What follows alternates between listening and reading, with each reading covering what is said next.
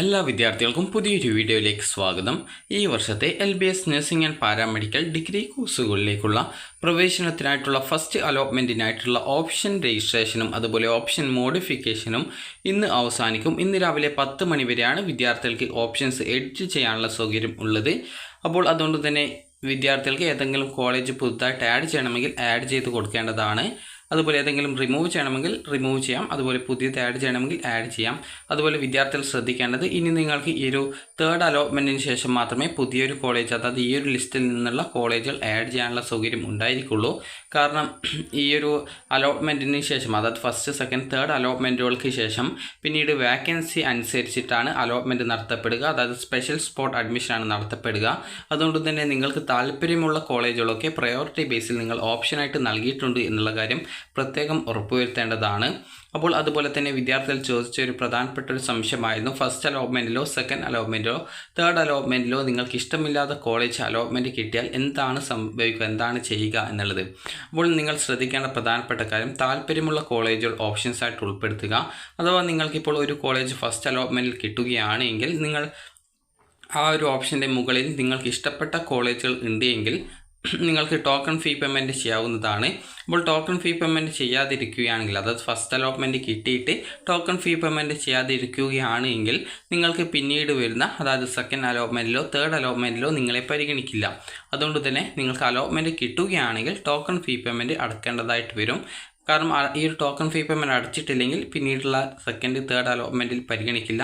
എന്നാൽ special spot അലോട്ട്മെൻറ്റുകളിലേക്ക്, ആ ഒരു സീറ്റുകളിലെ വേക്കൻസിയിലേക്ക് നിങ്ങൾക്ക് ഓപ്ഷനുകൾ നൽകാൻ സാധിക്കുന്നതാണ്.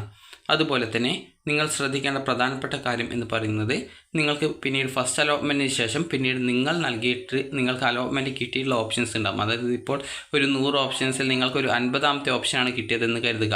അപ്പോൾ അങ്ങനെയെങ്കിൽ 1 മുതൽ 49 വരെയുള്ള ഓപ്ഷൻസ് ആയിരിക്കും ഹയർ ഓപ്ഷൻസ് ആയിട്ട് ഉണ്ടാവുക.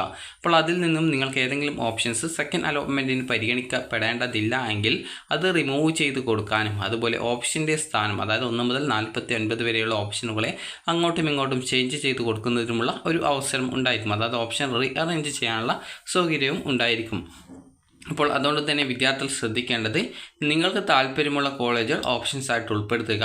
ഈ ഒരു ഘട്ടത്തിൽ വന്നിട്ടുള്ള കോളേജുകൾ ഇപ്പോൾ മാത്രമേ നൽകാൻ സാധിക്കുള്ളൂ, പിന്നീട് നിങ്ങൾക്ക് നൽകാനായിട്ട് സാധിക്കുന്നതല്ല.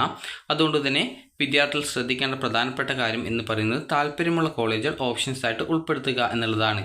അതുപോലെ തന്നെ നിങ്ങൾക്ക് ഇപ്പോൾ ഒരു കോളേജിൽ അലോട്ട്മെൻറ്റ് കിട്ടുകയാണ് എങ്കിൽ നിങ്ങൾ ആ ഒരു സീറ്റ് കൺഫേം ചെയ്യാനായിട്ട് ഒരു ഫീസ്, ടോക്കൺ ഫീസ് അടക്കേണ്ടതുണ്ട്. അതായത് ടോക്കൺ ഫീസ് കൊണ്ട് ഉദ്ദേശിക്കുന്നത് ആ ഒരു വർഷത്തെ ഫീസിൻ്റെ ഒരു കാൽഭാഗമാണ്. അതായത് ഏകദേശം 1 ലക്ഷം രൂപ ഉണ്ട് എങ്കിൽ അതിൽ 25,000 രൂപയാണ് ഈ ഒരു കോഷൻ ഡെപ്പോസിറ്റിലെ ടോക്കൺ ഫീ പേയ്മെൻ്റ് ആയിട്ട് അടക്കേണ്ടത്. അപ്പോൾ നിങ്ങൾക്ക് സെൽഫ് ഫിനാൻസ് കോളേജിൽ ആണ് കിട്ടുന്നതെങ്കിൽ 25,000 രൂപയാണ് ടോക്കൺ ഫീ പേയ്മെൻറ്റ് വരിക. അതുപോലെ തന്നെ ഗവൺമെൻറ് കോളേജ് ആണെങ്കിൽ നിങ്ങൾക്ക് 23,170 രൂപയാണ് ഈ ഒരു BSc നഴ്സിംഗിന് വരുന്നത്. ബാക്കിയുള്ള കോഴ്സുകൾക്ക് ഈ ഒരു ഫീസിൽ മാറ്റമുണ്ട്. അപ്പോൾ ഓരോ കോഴ്സ് അനുസരിച്ചിട്ടായിരിക്കും നിങ്ങൾക്ക് അലോട്ട്മെൻറ്റ് ലഭിച്ചു കഴിഞ്ഞാൽ ഫീസ് അടക്കേണ്ടതായിട്ട് വരിക.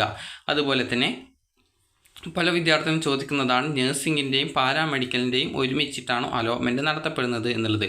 അപ്പോൾ ഒരുമിച്ചിട്ടാണ് അലോട്ട്മെൻറ്റ് നടത്തുന്നത്. അതായത് നിങ്ങൾക്ക് നഴ്സിങ്ങിനും അതുപോലെ തന്നെ പാരാമെഡിക്കൽ കോഴ്സുകളിലേക്കും ഒരുമിച്ചിട്ട് തന്നെയാണ് അലോട്ട്മെൻറ്റ് നടത്തപ്പെടുക. അപ്പോൾ അതുകൊണ്ട് തന്നെ നിങ്ങൾക്ക് താല്പര്യമുള്ള കോഴ്സുകളായിരിക്കണം പ്രയോറിറ്റി ബേസിൽ ഉൾപ്പെടുത്തേണ്ടത്. പ്രയോറിറ്റി എന്നതുകൊണ്ട് ഉദ്ദേശിക്കുന്നത് ഏത് കോഴ്സിലേക്കുള്ള ഓപ്ഷൻസാണ് ആദ്യം നൽകുന്നത് എന്നുള്ളതാണ്. അപ്പോൾ നിങ്ങൾക്കിപ്പോൾ നഴ്സിംഗ് ആണ് കൂടുതൽ പഠിക്കാൻ താല്പര്യമുള്ളത് എങ്കിൽ ആദ്യ ഓപ്ഷനുകളൊക്കെ നഴ്സിംഗ് വെക്കുക. അതിനുശേഷം മാത്രം ബാക്കിയുള്ള കോഴ്സുകൾ നിങ്ങൾക്ക് ഓപ്ഷൻസ് ആയിട്ട് ഉൾപ്പെടുത്താവുന്നതാണ്. അപ്പോൾ നിങ്ങൾക്ക് ട്രയൽ അലോട്ട്മെൻറ്റ്, കാരണം പല വിദ്യാർത്ഥികളും ചോദിച്ചതായിരുന്നു, നഴ്സിങ്ങിനും ഈ ഒരു പാരാമെഡിക്കൽ കോഴ്സിലേക്കും ഒരുമിച്ചിട്ടാണോ അലോട്ട്മെൻറ്റ് നടത്തപ്പെടുന്നത് എന്നുള്ളത്. ഇപ്പോൾ ഞാനിപ്പോൾ ഇവിടെ ഒരു പാരാമെഡിക്കൽ കോഴ്സ് സെലക്ട് ചെയ്തിട്ടുണ്ട്, അതുപോലെ തന്നെ ഒരു കോളേജ് സെലക്ട് ചെയ്തിട്ടുണ്ട്. അപ്പോൾ നിങ്ങൾക്ക് ഇവിടെ കാണാൻ സാധിക്കും, ഈ ഒരു ട്രയൽ അലോട്ട്മെൻറ്റ് കിട്ടിയിട്ടുള്ള വിദ്യാർത്ഥികളുടെ ലിസ്റ്റാണിത്.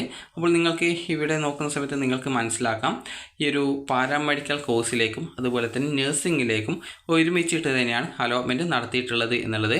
അപ്പോൾ അതുകൊണ്ട് തന്നെ വിദ്യാർത്ഥികൾ ശ്രദ്ധിക്കേണ്ട പ്രധാനപ്പെട്ട കാര്യം, നിങ്ങൾക്ക് താല്പര്യമുള്ള കോളേജുകൾ, കോഴ്സുകൾ മുൻഗണനാക്രമത്തിൽ നൽകണം. കാരണം നിങ്ങൾക്ക് അലോട്ട്മെൻറ്റ് കിട്ടുമോ ഇല്ലയോ എന്നുള്ളത് പരിഗണിക്കുന്നത് നിങ്ങൾക്ക് ആദ്യം നിങ്ങൾ നൽകിയിട്ടുള്ള ഒന്നാമത്തെ ഓപ്ഷൻ നിങ്ങൾക്ക് ലഭിക്കുമോ എന്നാണ് ചെക്ക് ചെയ്യുക. അപ്പോൾ അത് ചെക്ക് ചെയ്ത ശേഷം അതിൽ ഏതൊക്കെ വിദ്യാർത്ഥികൾ അപ്ലൈ ചെയ്തിട്ടുണ്ട്, അവരുടെ റാങ്ക് എത്രയാണ്, ഇതൊക്കെ പരിഗണിച്ചുകൊണ്ടാണ് അലോട്ട്മെൻറ്റ് നൽകപ്പെടുന്നത്. അതിനുശേഷം അത് തരാൻ പറ്റില്ല എങ്കിൽ പിന്നീട് രണ്ടാമത്തെ ഓപ്ഷൻ പറ്റുമോ എന്ന് നോക്കും. ഈ ഒരു രീതിയിൽ നിങ്ങൾ നൽകിയിട്ടുള്ള ഏത് ഓപ്ഷനാണ് തരാൻ പറ്റുക അതുവരെ ഈ ഒരു രീതിയിൽ ചെക്ക് ചെയ്യുകയും ചെക്ക് ചെയ്തിട്ട് നിങ്ങൾക്കിപ്പോൾ ഒരു ഉദാഹരണത്തിന് നിങ്ങൾക്കിപ്പോൾ നൽകിയിട്ടുള്ള ഓപ്ഷൻസിൽ ഒരു 10ാമത്തെ ഓപ്ഷൻ നിങ്ങൾക്ക് നൽകുന്നുണ്ട്, അതായത് ഫസ്റ്റ് അലോട്ട്മെൻറ്റിൽ കിട്ടുന്നുണ്ട് എങ്കിൽ 10ന് താഴെയുള്ള ബാക്കി എല്ലാ ഓപ്ഷനും ഡിലീറ്റ് ചെയ്യപ്പെടുന്നതായിരിക്കും. പിന്നീടുള്ള അലോട്ട്മെൻറ്റുകളിൽ ഈ ഒരു 10ാമത്തെ ഓപ്ഷൻ്റെ മുകളിലുള്ള 1 മുതൽ 9 വരെയുള്ള ഓപ്ഷനുകളെയാണ് പരിഗണിക്കുക. അപ്പോൾ വിദ്യാർത്ഥികൾക്ക് ഈ ഒരു വീഡിയോ ഉപകാരപ്രദമായിട്ടുണ്ടെന്ന് കരുതുന്നു. ഉപകാരപ്രദമായിട്ടുണ്ടെങ്കിൽ ലൈക്ക് ചെയ്യുക, ഷെയർ ചെയ്യുക. Thank you for watching.